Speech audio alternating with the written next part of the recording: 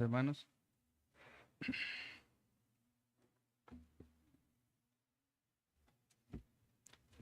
veo que hay poca gente hoy. Siempre se habla de la Semana Santa como una semana, ¿verdad? Que la gente la utiliza mucho para sus propios gustos, ¿verdad? Y no está mal, no estamos jamás en contra de las vacaciones y los descansos de las personas. Pero hoy es domingo, celebramos la resurrección de nuestro Señor Jesucristo todos los domingos y este es el lugar donde nos llama a estar el Señor. Esperamos que los hermanos que no están, pues que tengan razones válidas, ¿verdad? Para no estar aquí recibiendo la bendición del Señor. Que ese espíritu mundano no entre, ¿verdad? Y que podamos nosotros siempre estar presentes aquí ante el llamado del Señor. Esta mañana vamos a meditar en el libro de los Hechos.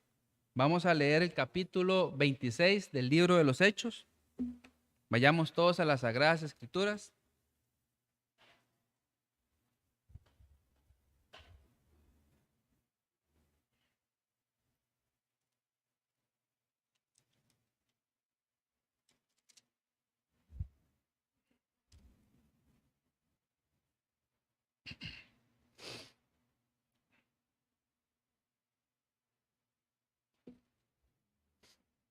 Primero, antes de empezar a leer, voy a hacer un pequeño recuento del trasfondo de lo que vamos a ver y estudiar. Y como les dije, vamos a estar meditando en un relato del libro de los Hechos, escrito por Lucas, médico y escritor de uno de los evangelios del Nuevo Testamento.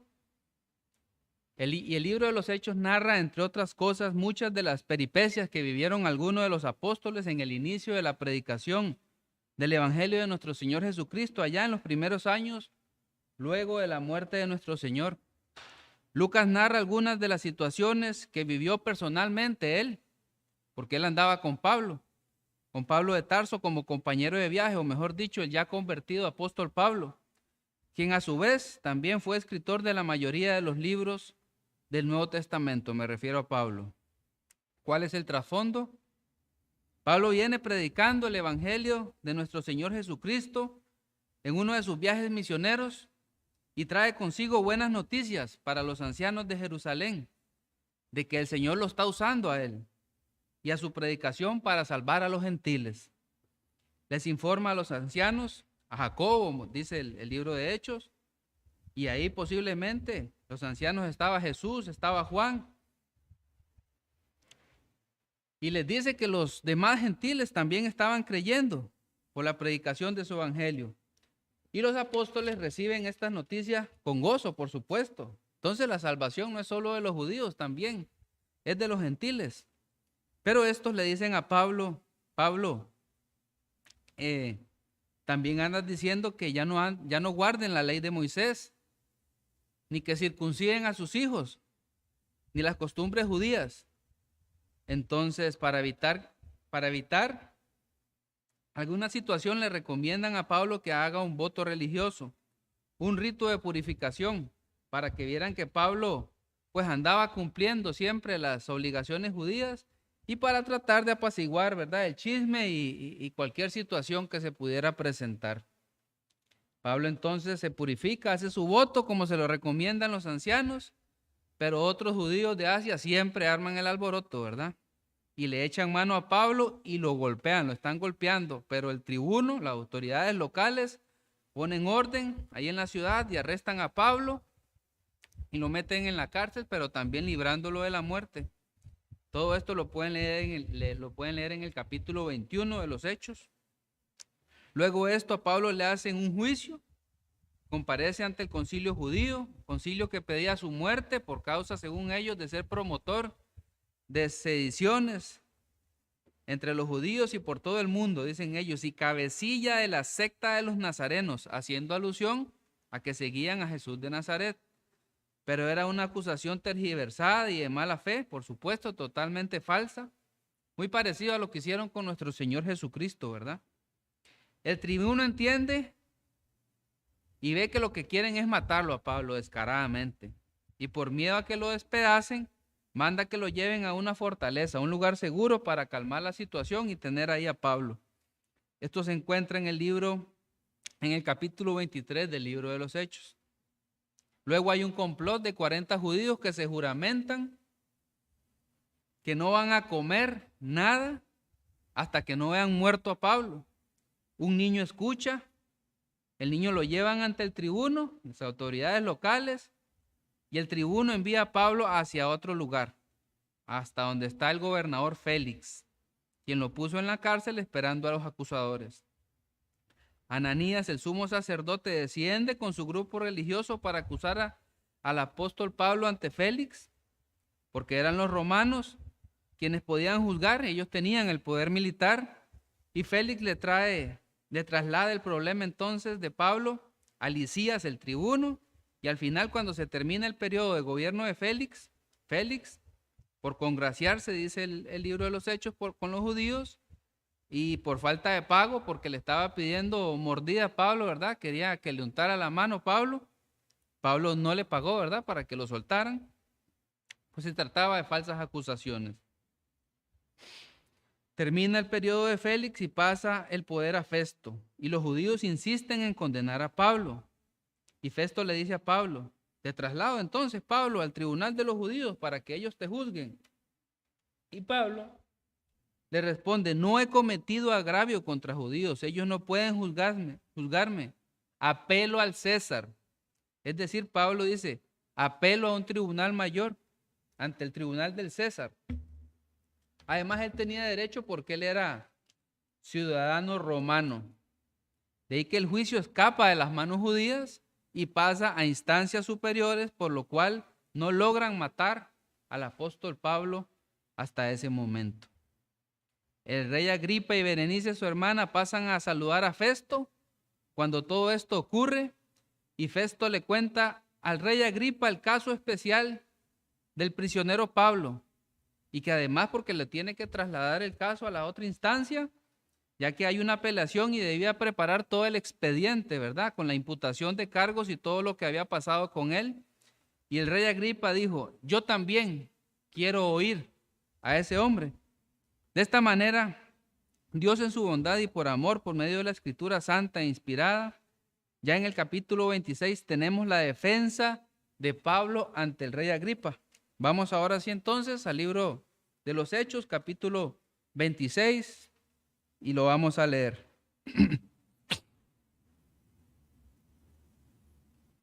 Entonces, Agripa dijo a Pablo: ¿se te permite hablar por ti mismo? Pablo entonces, extendiendo la mano, comenzó así su defensa. Me tengo por dichoso, oh rey Agripa, de que haya defenderme hoy de delante de ti de todas las cosas de que soy acusado por los judíos, mayormente porque tú conoces todas las costumbres y cuestiones que hay entre los judíos, por lo cual te ruego que me oigas con paciencia. Mi vida, pues, desde mi juventud, la cual desde el principio pasé en mi nación, en Jerusalén, la conocen todos los judíos, los cuales también saben que yo desde el principio, si quieren testificarlo, conforme a la más rigurosa secta de nuestra religión, viví fariseo. Y ahora, por la esperanza de la promesa que Dios hizo a nuestros padres, soy llamado a juicio. Promesa cuyo cumplimiento esperan que han de alcanzar nuestras 12 tribus, sirviendo constantemente a Dios de día y de noche. Por esta esperanza, oh rey Agripa, soy acusado por los judíos. ¿Qué? ¿Se juzga entre vosotros cosa increíble que Dios resucite a los muertos? Yo ciertamente había creído mi deber hacer muchas cosas contra el nombre de Jesús de Nazaret, lo cual también hice en Jerusalén. Yo encerré en las cárceles a muchos de los santos, habiendo recibido poderes de los principales sacerdotes, y cuando los mataron, yo di mi voto. y muchas veces castigándolos en todas las sinagogas, los forcé a blasfemar y endurecido sobremanera contra ellos, los perseguí hasta en las ciudades extranjeras. Ocupado en esto, iba yo a Damasco con poderes y en comisión de los principales sacerdotes, cuando a mediodía, oh rey, yendo por el camino, vi una luz del cielo que sobrepasaba el resplandor del sol, la cual me rodeó a mí y a los que iban conmigo. Y habiendo caído todos nosotros en tierra, oí una voz que me hablaba y decía en lengua hebrea: Saulo, Saulo, ¿por qué me persigues? Dura cosa te es dar coces contra el aguijón. Yo entonces dije: ¿quién eres, Señor? Y el Señor dijo: yo soy Jesús, a quien tú persigues. Pero levántate y ponte sobre tus pies, porque para esto he aparecido a ti, para ponerte por ministro y testigo de todas las cosas que has visto y de aquellas en que me apareceré a ti, librándote de tu pueblo y de los gentiles, a quienes ahora te envío, para que abra sus ojos, para que se conviertan de las tinieblas a la luz y de la potestad de Satanás a Dios, para que reciban, por la fe que es en mí, perdón de pecados y herencia entre los santificados. Por lo cual, oh rey Agripa, no fui rebelde a la visión celestial, sino que anuncié primeramente a los que están en Damasco y Jerusalén y por toda la tierra de Judea y a los gentiles que se arrepientan y que se arrepintiesen y se convirtiesen a Dios, haciendo obras dignas de arrepentimiento. Por causa de esto, los judíos prendiéndome en el templo intentaron matarme, pero habiendo tenido auxilio de Dios, persevero hasta el día de hoy, dando testimonio a pequeños y a grandes, no diciendo nada fuera de las cosas que los profetas y Moisés dijeron que habían de suceder, que el Cristo había de padecer y ser el primero de la resurrección de los muertos, para anunciar luz al pueblo y a los gentiles. Diciendo estas cosas en su defensa, Festo a gran voz dijo: estás loco, Pablo. Las muchas letras te vuelven loco. Mas él dijo: no estoy loco, excelentísimo Festo, sino que hablo palabras de verdad y de cordura, pues el rey sabe todas estas cosas, delante de quien también hablo con toda confianza, porque no pienso que ignora nada de esto, pues no se ha hecho esto en algún rincón. ¿Crees, oh rey Agripa, a los profetas? Yo sé que crees. Entonces Agripa dijo a Pablo: por poco me persuades a ser cristiano. Y Pablo dijo: quisiera Dios que por poco o por mucho, no solamente tú, sino también todos los que hoy oyen, fueseis hechos tales cual yo soy, excepto estas cadenas. Cuando había dicho estas cosas, se levantó el rey, el gobernador y Berenice, y los que se habían sentado con ellos, y cuando se retiraron aparte, hablaron entre sí, diciendo: ninguna cosa digna de muerte ni de prisión ha hecho este hombre. Y Agripa dijo a Festo: podía este hombre ser puesto en libertad si no hubiese apelado al César. Palabra de Dios. Entonces, para ordenar el mensaje de la meditación, vamos a dividirlo en tres partes, en tres encabezados. El evangelio es locura y cordura. El segundo será: el evangelio es persuasivo y confrontador. Y el tercero: el evangelio es para los que oyen.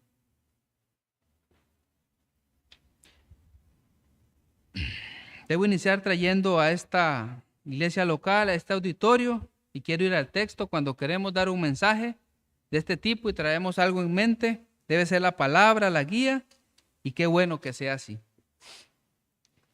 Dijo Festo: Pablo, las muchas letras te vuelven loco. Estás loco de remate, Pablo, es lo que le dice Festo, ¿verdad? De tanto estudiar, has perdido la razón y el juicio. Vemos primero que Festo se dirige al apóstol Pablo de una manera alzando la voz, sin embargo de manera respetuosa. No le agravia ni le habla como un criminal. Sabía que era ciudadano romano y conocía su currículum. No era cualquiera. Félix, el anterior gobernador, le había concedido a Pablo cierta libertad para escribir, leer y tener visitas. Lo hemos visto en algunas películas, ¿verdad? El presente. Es probable que Pablo tuviera muchos manuscritos y pergaminos. Él decía, tráiganme los manuscritos y los pergaminos del Antiguo Testamento. Quiero leer. Necesito estar preparado. Alguien con libros y escribiendo. Este era Pablo. Pero para Festo esto no tenía mayor peligro. Festo sabía de la escritura de Pablo y por eso el comentario.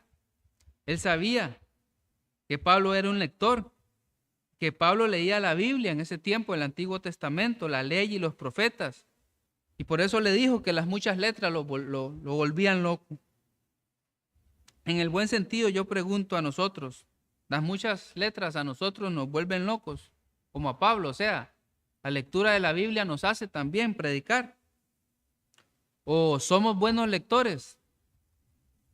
Bueno, si no meditamos la Biblia y la leemos es una mala señal. Es una mala señal. Satanás vendrá con sus tentaciones y ocupará el lugar que debe de ocupar la lectura de la Biblia. ¿Y con qué? Con el entretenimiento, el ocio, el desperdicio del tiempo. Debe haber un balance en nuestras vidas. A más de uno aquí yo imagino que le gusta ver películas, a mí me gustan. Pero podemos ver 1, 2 y hasta 3 películas a la semana y no leemos la Biblia. Entonces las prioridades están mal.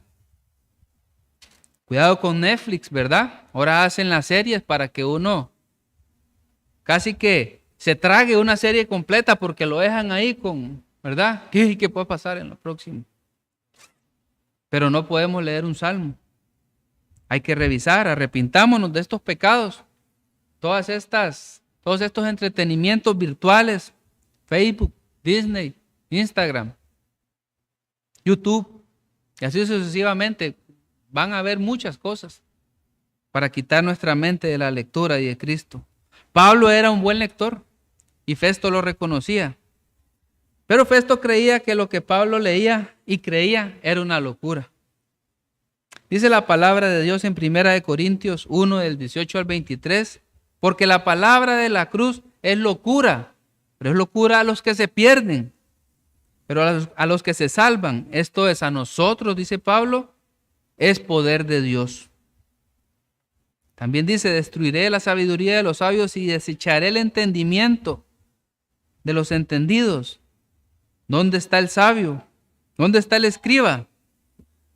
¿Dónde está el disputador de este siglo? ¿No ha enloquecido Dios la sabiduría del mundo? Pues ya que en la sabiduría de Dios el mundo no conoció a Dios mediante la sabiduría, agradó a Dios salvar a los creyentes por medio de la locura de la predicación. Porque los judíos piden señales y los griegos buscan sabiduría, pero nosotros predicamos a Cristo crucificado, para los judíos ciertamente tropezadero y para los gentiles.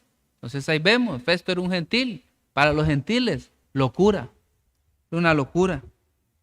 La cuestión es que Festo no entendía el evangelio. Por eso trató a Pablo de loco. Pensaba del mensaje de Pablo como un disparate. Pablo era un disparatado, fanático. Y esto es lo normal, hermanos, amados. Esta es la reacción normal y típica del hombre natural. Se volvió loco. Así juzgan los incrédulos cuando vienen nuevos a la fe. Debemos saber que el mundo no nos va a aplaudir nuestra conversión, ni nuestra familia, ni nuestros amigos. Mucho de todo esto se va a perder más bien al venir a la fe. No esperemos que las personas se alegren cuando vengamos a Cristo.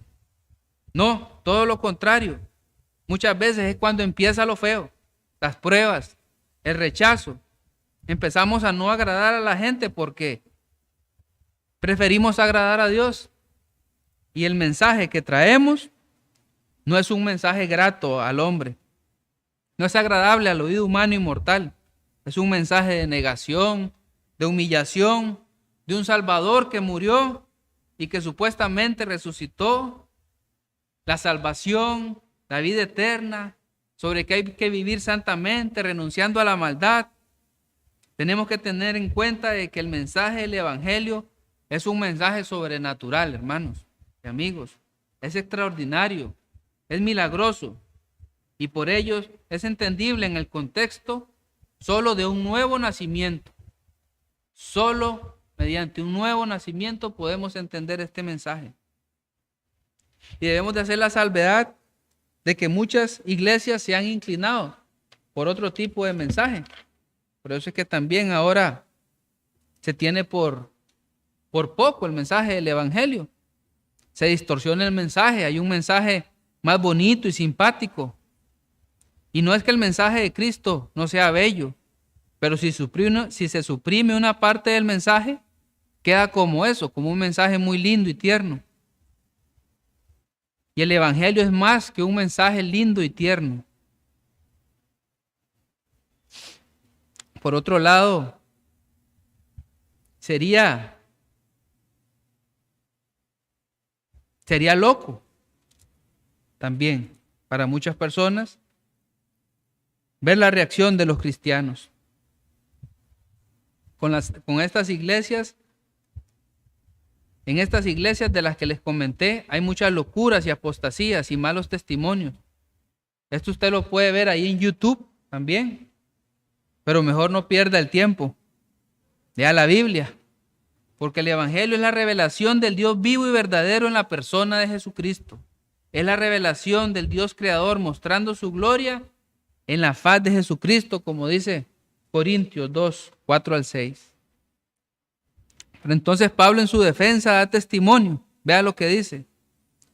Yo era fariseo, es decir, pertenecía a la secta más radical, la secta más brava que había, en buen tico. En lo que a lo religioso se refiere, si había una ley, dice Pablo, yo me la sabía y yo la cumplía. Y Pablo en el capítulo 26, 10, y cuando surge el cristianismo, él dice que fue hasta los extremos para detener su avance. Era entonces el judaísmo típico y cultural, histórico, contra el cristianismo que venía surgiendo con una fuerza demoledora, porque era la verdadera fe consumada. Él dice que fue hasta los extremos para detener su avance. Y es que las personas estaban convirtiéndose a Cristo, porque el Evangelio es poder de Dios para salvación. Pero la lucha de Pablo era contra la iglesia y Cristo. Y en su testimonio de conversión, Jesús mismo le aparece. En el versículo 18 del capítulo 26, y eso es lo que nos tiene aquí, el Señor le dice a Pablo que nuestra conversión fue diferente a la de Pablo. Nosotros vinimos y creímos el Evangelio por medio de la predicación de la palabra, por medio de su Espíritu Santo. Pero a Pablo le habló el mismo Jesús directamente. El mismo Cordero de Dios. ¿Y qué le dice Jesús? Le encomienda ir a los gentiles con su mensaje. Jesús, le dice Pablo, vaya y me predica a mí, mi mensaje, mi vida, mi obra, mi muerte. Empiece, Pablo. Fue una comisión especial, personal y directa. ¿Y cuál era el propósito de esta comisión y de este encargo? Esto lo podemos ver en el capítulo 26, 18. ¿Para qué tenía que hacer esto Pablo? Palabras de Jesús mismo. Para que abra sus ojos. ¿De quién? De los gentiles. Para que se conviertan de las tinieblas a la luz y de la potestad de Satanás a Dios. Para que reciban por la fe que es en mí perdón de pecados y herencia entre los santificados. Este es el Evangelio. Es una parte del Evangelio. Cuando nuestros ojos son abiertos a las realidades espirituales y eternas, cosas que no podíamos comprender y llegamos a entender, y llegamos a la convicción por la fe en la obra de Jesús, cuando esto pasa obtenemos el perdón de pecados y la vida eterna. En el verso 25, Pablo respondió: no estoy loco, excelentísimo Festo, sino que hablo palabras de verdad y de cordura.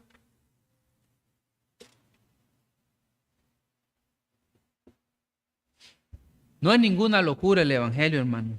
A pesar de la falsa doctrina que abunda, de los malos testimonios de muchas iglesias y pastores, de muchas iglesias profesantes evangélicas, aunque la fe parezca una locura, en el buen sentido de la palabra, no lo es. Romanos 12 lo dice así. Por consiguiente, hermanos, os ruego por las misericordias de Dios que presentéis vuestros cuerpos como sacrificio vivo y santo, aceptable a Dios, que es vuestro culto racional. Pablo dice que el evangelio es vuestro culto racional. Nada de lo que hacemos aquí es una locura. Al contrario, es lo más racional y sensato que un humano puede hacer, ¿verdad? Querer venir y acercarse a Dios, adorar al Dios vivo y verdadero, a quien creó los cielos y la tierra, al único que le puede dar salvación. El problema es lo que dice Romanos 1:25, o hablando el hermano hace unos domingos atrás, que el hombre adora a lo creado y a las criaturas antes que al Creador. Eso sí es una locura, adorar a lo creado y a las criaturas. Pero eso es lo que vemos en nuestra sociedad, una adoración constante y fanática a las cosas creadas, los ídolos, lo tangible, lo visible, el dinero, los proyectos personales y sueños. Podemos concluir entonces que si alguien aquí adora a lo creado, no está en su sano juicio. No está en su sano juicio. Desde este púlpito se predica la misma comisión que se dio al apóstol Pablo por parte de Jesús. Que abramos nuestros ojos. Así fue que nos convertimos. El Señor abrió nuestros ojos. Y esto nos lleva a decir que podemos ser infieles y crueles con las personas que vienen a este lugar y se acercan a este lugar y que no escuchen sobre el juicio venidero y sobre la ira de Dios que está sobre sus cabezas. Tanto los pastores como los miembros y visitantes creyentes debemos compartir esta misma verdad, esta misma palabra que compartir, que cada persona que entra aquí debe ser expuesta a la totalidad del evangelio. Se le puede suprimir una parte. Y oramos por eso, para que nuestro pastor, Señor, le dé de nuevo. Segundo punto, el evangelio es persuasivo y confrontador. El evangelio es persuasivo y confrontador. ¿Qué hace Pablo aquí? Él está posiblemente en un castillo, él está en una fortaleza, porque el rey nos iba a acercar ahí a una mazmorra, a escuchar a Pablo. Estaba toda la alta alcurnia. ¿Y qué hace Pablo? Está persuadiendo, convenciendo, argumentando con base sólida, con base bíblica, disparando a la conciencia, apelando a la razón, confiando, por supuesto, absolutamente en el poder de Dios, como yo estoy confiando en el poder de Dios en este momento. No depende de mí, ni mi habilidad, ni mi agilidad, ni mi retórica, ni el que viene aquí. Trata del poder de Dios. Y Pablo lo hace frente a la realeza, vean ustedes. Pablo está predicando a Jesús. Pablo aprovecha la mínima oportunidad para predicar.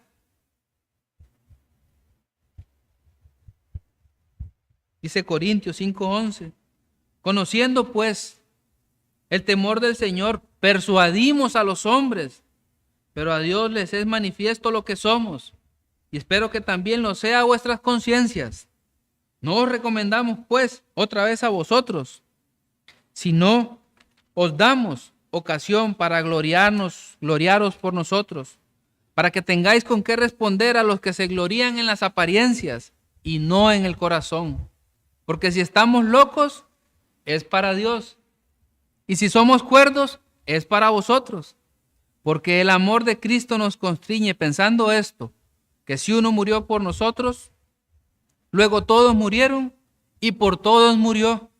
Para los que viven ya no vivan para sí, sino para aquel que murió y resucitó por ellos.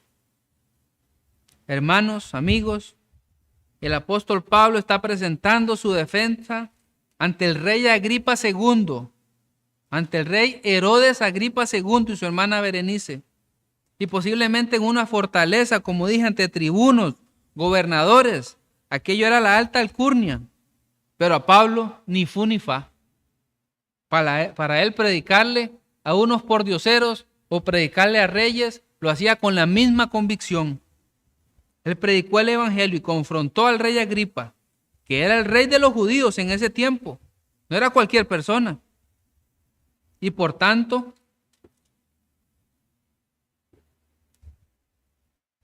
Pablo fue valiente.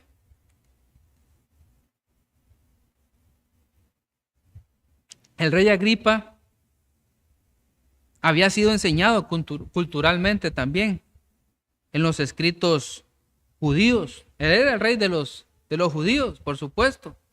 Por eso Pablo le dice, el rey sabe estas cosas. El rey sabe estas cosas. Ahora yo te pregunto a ti, que no sé de qué contexto vendrás, ¿acaso tú o yo nunca hemos escuchado estas cosas?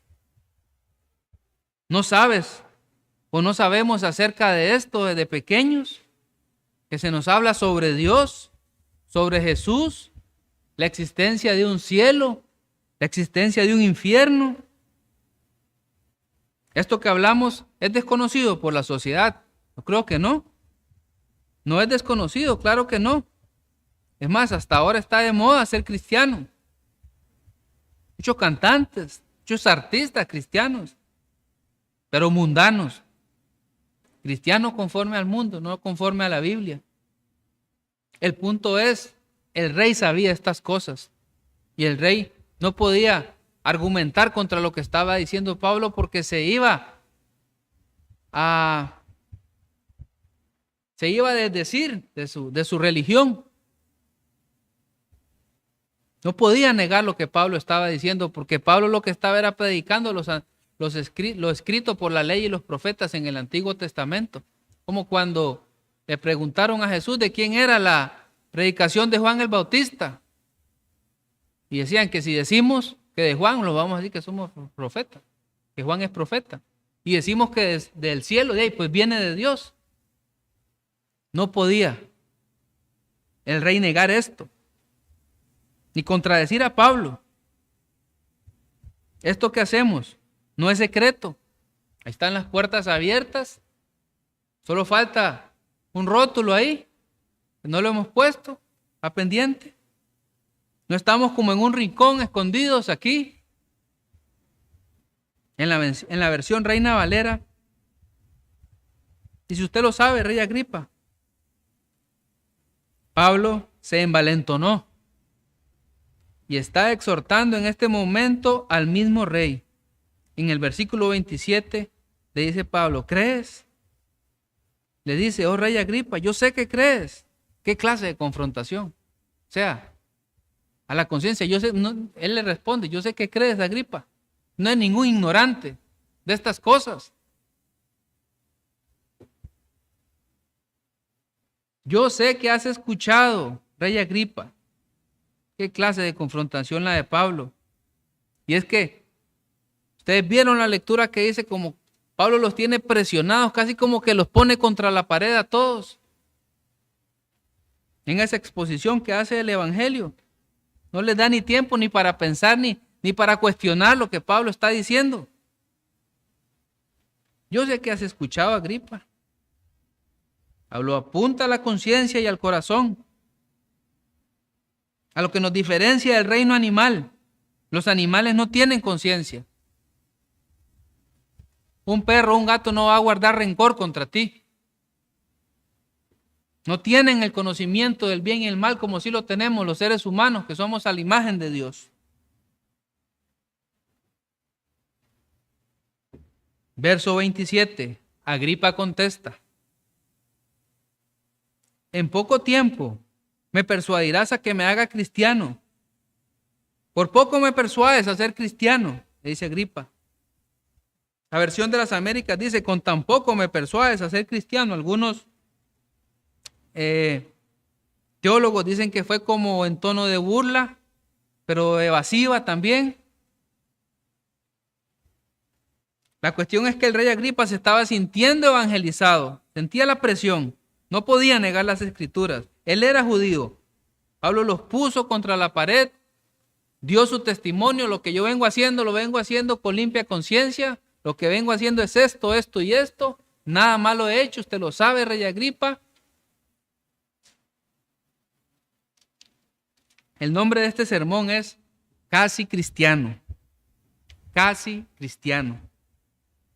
Hay personas aquí que son casi cristianos, que por poco se persuaden a ser cristianos. Vienen a la iglesia y parecen cristianos. Confiesan a Cristo, parecen cristianos. Y están siendo persuadidos domingo tras domingo. Casi son cristianos por poco, pero desgraciadamente no lo son. No lo son. Son casi cristianos. Solo les falta el arrepentimiento y la fe, pero es lo más importante. Cuando se realiza una carrera, un maratón, un triatlón, no sé, ahora que está muy de moda los deportes, regularmente a los participantes se les obsequia un reconocimiento por haber terminado. No por ganar la carrera, que a veces no la ganan, sino por terminarla. Y algunos que no terminan la carrera y no logran obtener el reconocimiento, la medallita, eso que le dan. Hay algunos que quedan a 1 kilómetro de la meta, pero exhaustos no lo logran. Otros llegan a 100 metros de la meta, o sea, casito llegan, pero no llegaron. Y a pesar de haber corrido al lado de los demás, no pudieron llegar, casi llegaron. Pero fue un casi. El punto es que casi no es llegar. Por un casi no se recibe el reconocimiento. Para recibir el reconocimiento hay que cruzar la meta, hay que llegar a la meta. Ahora bien, en el plano espiritual es algo similar al ejemplo que les acabo de relatar. Las personas hacen todas las cosas tal como las hace un cristiano. Cantan, oran, asisten a los cultos, se hacen miembros de la iglesia, participan de las actividades de las iglesias y colaboran. Son casi cristianos, pero no se han arrepentido, como dije. Como el rey Agripa, que era conocedor de los escritos de los profetas y las leyes judías, y que era un visitante de las sinagogas y de los actos religiosos, pero no comprendía que no era el entorno cultural y religioso en que vivía lo que le iba a dar la salvación. Igual aquí, no es el entorno de la salvación lo que te va a salvar. Es el conocimiento verdadero y personal de Jesús. Hay gente que triste y desgraciadamente han estado muchos años en iglesias de buena doctrina, de sana doctrina, y han negado a Cristo. Nunca llegaron a creer realmente. Fueron casi cristianos. Terminaron desertando de la iglesia.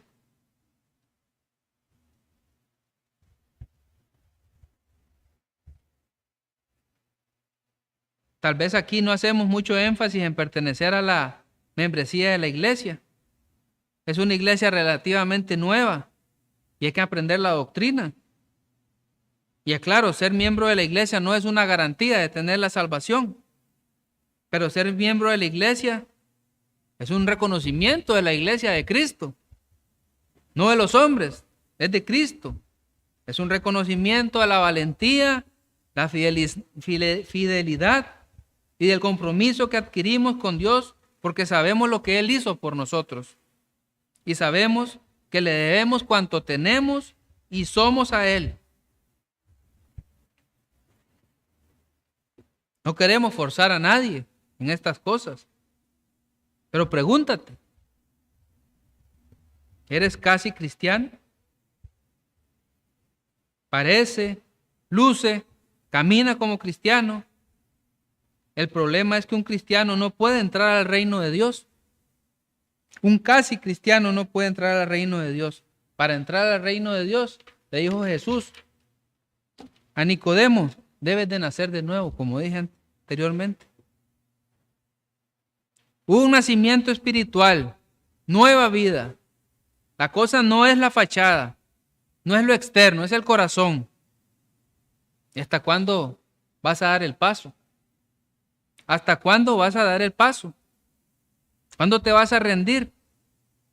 El Señor Jesucristo dice en una parábola de un ejército, Lucas 14:31, ¿o qué rey comenzando en la guerra contra otro rey no se sienta primero a examinar si puede enfrentar con 10,000 hombres a otro que se encuentra con 20,000? Si no, mientras el otro aún está lejos, le envía un embajador de paz. Jamás vamos a ganarle al ejército del Señor solos. Una locura.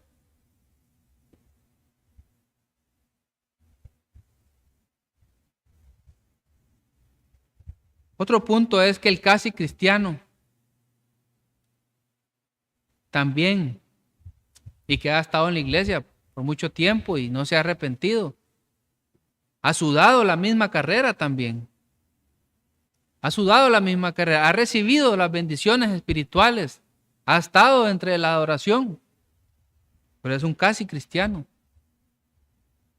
¿Y qué esfuerzos para estar entre el pueblo de Dios y después renunciar y después apostatar?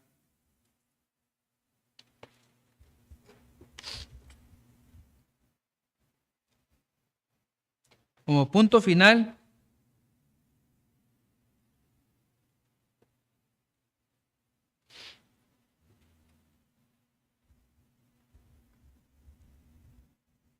vamos a leer el verso 29, pero antes quiero decir que no es la regla, no es por la fuerza que deben de sentirlo. No estoy diciendo que si no tienes una experiencia mística o de terror y que no has sentido la condenación eterna en tu alma y solo que así entonces está la conversión. Pero en la conciencia al menos lo debes de haber pensado tú. Ese terror a la condenación.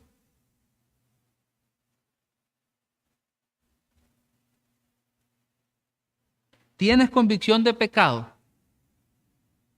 ¿Has sentido cuando contristas al Espíritu Santo?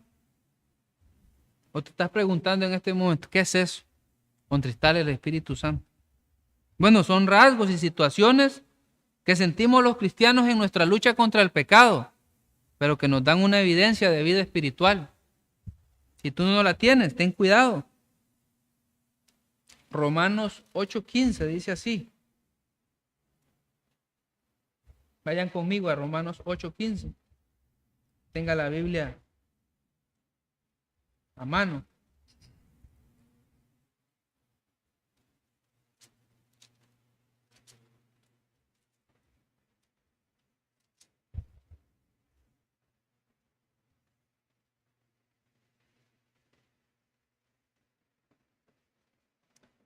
Perdón, hermanos, no es esta cita.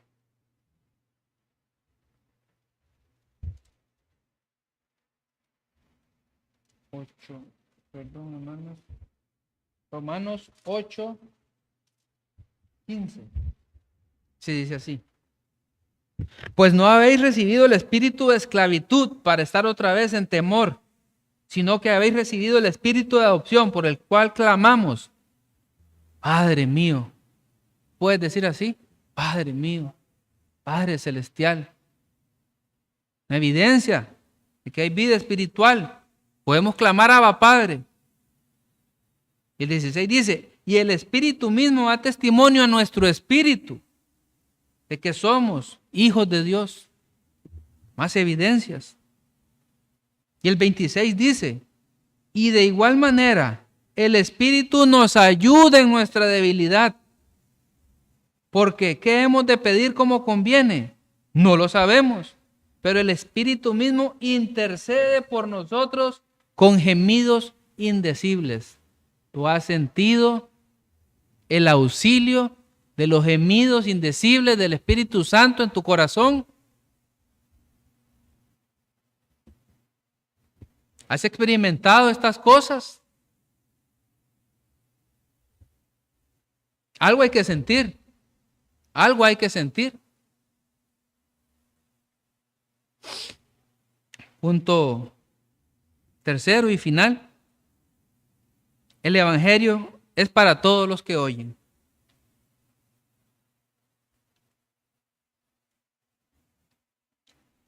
Verso 29. Y Pablo dijo, quisiera Dios que por poco o por mucho, no solamente tú, hablándole al rey Agripa, sino también todos los que me oyen, fueseis hechos tales cual yo soy, excepto estas cadenas, dice Pablo.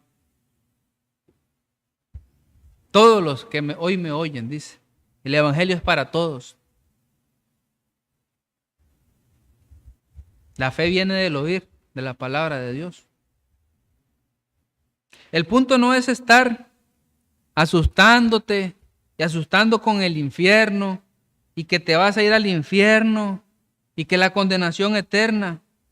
Pero lo cierto es que el infierno es un hecho incontrovertible e incontrovertido. La Biblia lo enseña, lo afirma, da detalles abundantes, no hay duda de su existencia.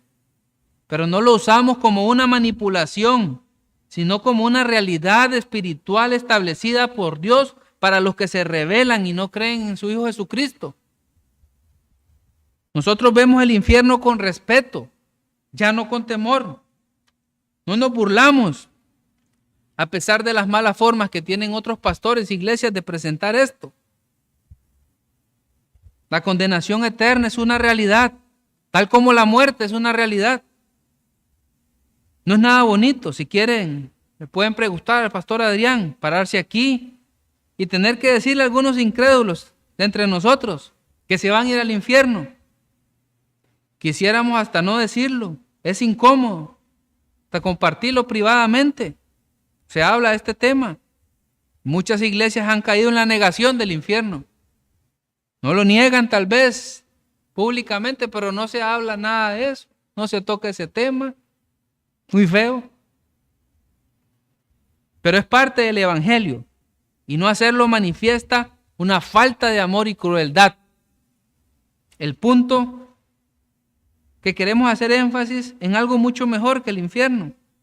Queremos que mejor pienses en el Señor Jesucristo y confíes en el que vino a este mundo para que tú y yo no vayamos al infierno.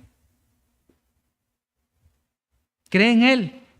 La palabra dice que por cuanto todos pecaron, todos están destituidos de la gloria de Dios. Ya el mundo está bajo condenación. Ya el mundo está bajo el maligno. El Señor Jesucristo viene a salvar y a rescatar lo perdido. Ya el infierno es una realidad para este mundo. Pero queremos exaltar que pienses en su obra, en la obra de Jesucristo. Queremos resaltar la salvación sin dejar de recordar lo otro. Porque cuando vengas a Cristo, el temor se irá. Porque dice que el amor de Dios echa fuera el temor, echa fuera el terror. ¿Por qué quedarse como casi un cristiano? Sigue a Cristo, amigo mío, que está sin Él. No podemos darte otra esperanza. No podemos darte otras opciones. No tenemos varias alternativas para ti como los psicólogos o psicoterapeutas para que te sientas bien o libre de culpa y de conciencia. Como que cada uno de nosotros viviéramos diferentes o tuviéramos diferentes soluciones o como que hubieran diversas soluciones a nuestro problema. Como que fuéramos casos especiales y que necesitamos recetas diferentes. El pecado es el cáncer de todos. Incurable hasta la muerte. Es el cáncer de todos.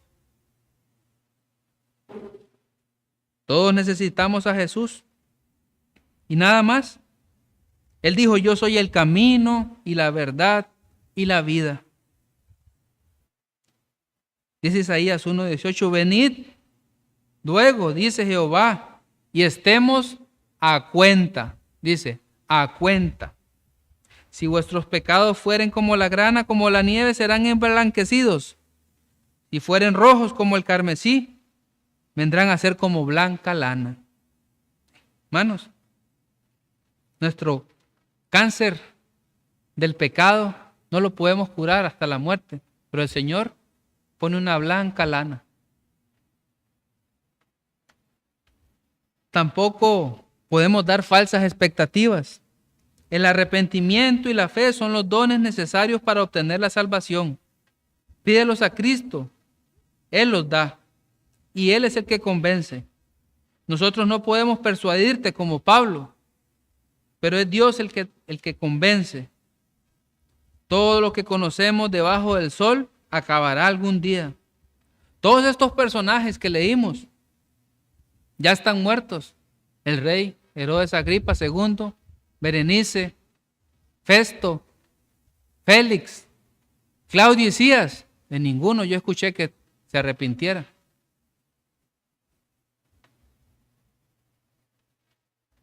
Ellos llamaron a comparecer al apóstol. Se escucharon. Si escucharon el evangelio. Si no se arrepintieron, ya se encuentran en condenación. Tuviéramos la posibilidad espiritual. Es imposible, pero de verlos dónde están. ¿Y tú qué esperas hoy? Este es el mismo y poderoso mensaje desde hace más de 2000 años. Amigos, si ya eres cristiano, dice también el Señor, el que perseverare hasta el fin, ese será salvo. No dice el Señor, el que haga su mayor esfuerzo, ese será salvo. Y el que haga las mejores obras, o el que peque menos, que no sea tan malo, ese será salvo. No, dice, el que llegue tan lejos como pueda, dice, el que persevere hasta el fin, ese será salvo. Por último, hermanos, esta iglesia debe de orar junta, los cultos de oración. Debemos de orar, debemos de venir a hacer los esfuerzos. Estamos viniendo muy pocos. No va a crecer esta iglesia. Debemos de evangelizar. No va a crecer esta iglesia. Debemos de santificarnos. No va a crecer esta iglesia. Vamos a ver menos. Poder de Dios. Sino que vamos a hacer una iglesia de buena doctrina, de sana doctrina, pero no vamos a ver conversiones ni el poder de Dios manifiesto, más conversiones, más personas añadiéndose.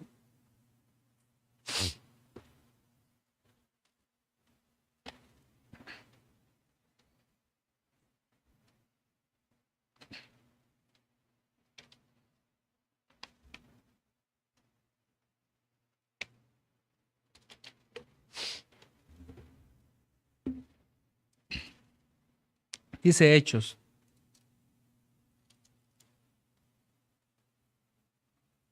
Dice Pablo en Hechos.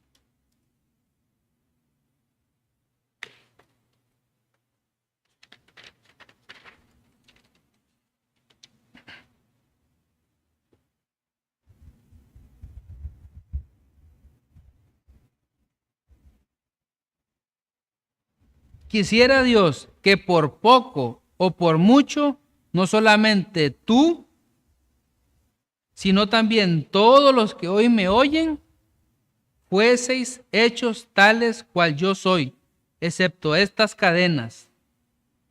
Y para nosotros, quisiera que por poco o por muchos, todos los que hoy me oyen, fuesen hechos cristianos y no queden como casi cristianos. Vamos a orar.